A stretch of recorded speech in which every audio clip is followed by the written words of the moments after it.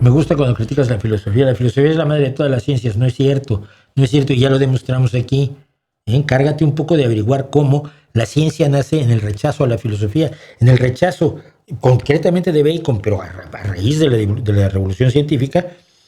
Como Francis Bacon dice, es que todo lo que ha hecho la filosofía no ha servido para adquirir conocimiento.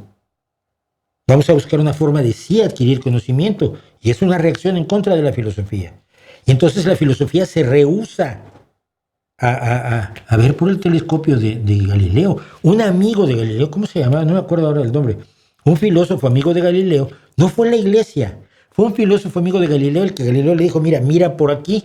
Y el tipo dijo eso, nanay, me niego, Cremonini creo que se llamaba.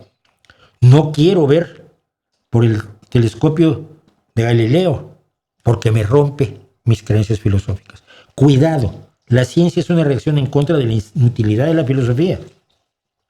Cuando se empieza a encontrar una forma en que sí puedes encontrar conocimiento, sí puedes adquirir conocimiento, y no necesitas para ello especulaciones ni leer a Aristóteles. Solo necesitas buscar los datos, confrontarlos, analizarlos, observarlos y experimentar con ellos cuando puedes.